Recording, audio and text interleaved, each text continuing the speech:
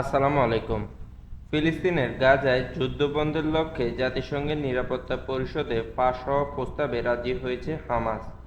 ফিলিস্তিনের স্বাধীনতাকামী সংগঠনটি মঙ্গলবার এক বিবৃতিতে বলেছে, প্রস্তাবটি বাস্তবায়নে মধ্যস্থতাকারীদের সহায়তা করতে সম্মত তারা।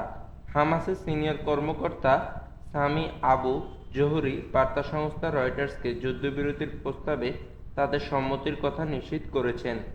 হামাসের বিবৃতিতে বলা হয়, নিরাপত্তা পরিষদের প্রস্তাবে যে বিষয়গুলো অন্তর্ভুক্ত করা হয়েছে সেগুলোকে স্বাগত জানায় হামাস। এই ব্যাপারে আলোচনায় একমত তারা। ওই প্রস্তাবে গাজায় স্থায়ী যুদ্ধবিরতি, উপত্যকা থেকে ইসরায়েলি সেনাদের পুরোপুরি সরিয়ে নেওয়া, বন্দি বিনিময়, গাজায় পুনর্গঠন, বাস্তুচ্যুত ফিলিস্তিনিদের নিজেদের এলাকায় ফিরিয়ে আনা এবং প্রয়োজনীয় ত্রাণ সরবরাহের কথা বলা হয়েছে।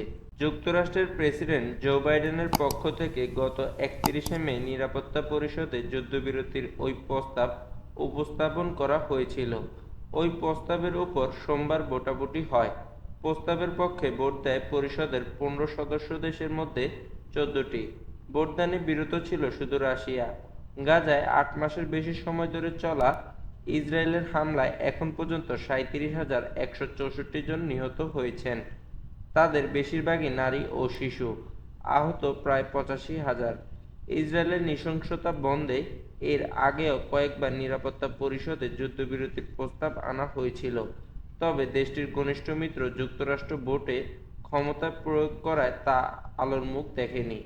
এরই মধ্যে গত মাসে গাজার রাফা এলাকায় ইসরায়েলের স্থল অভিযান শুরুর পর থেকে যুদ্ধবিরতি ও জিম্মি মুক্তির বিষয়ে তৎপর হয়ে উঠেছিলেন বাইডেন।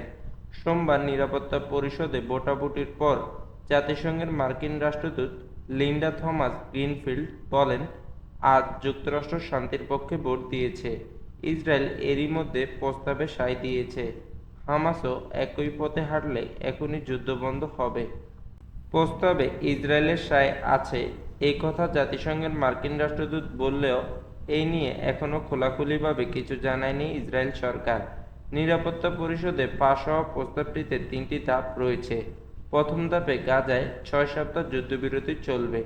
এই সময় হামাসের হাতে বন্দী থাকা জিম্মিদের একাংশ মুক্তি দেওয়া হবে। বিনিময়ে কয়েকজন ফিলিস্তিনি বন্দীকে মুক্তি দেবে ইসরায়েল। একই সঙ্গে গাজার ঘনবসতিপূর্ণ এলাকাগুলো থেকে ইসরায়েলি সেনাদের সরিয়ে নেওয়া হবে এবং বাস্তুচ্যুত ফিলিস্তিনিদের নিজেদের এলাকায় ফেরার সুযোগ দেওয়া হবে। প্রথম ধাপে গাজার সব এলাকায় বাধ্যহীনভাবে প্রয়োজনীয় মানবিক সহায়তা সরবরাহের সুযোগ দেওয়ার কথা বলা হয়েছে। বাইডেনের ভাষ্যমতে প্রতিদিন গাজায় সর্বোচ্চ 600 ট্রাক ত্রাণ প্রবেশ করতে পারে। এ সময় আন্তর্জাতিক সম্প্রদায় গাজাবাসীর জন্য হাজারো সামরিক আবাসনের ব্যবস্থা করবে। দ্বিতীয় পর্যায়ে বাদবাকি জীবিত জিম্মিদের মুক্তি দেবে হামাস।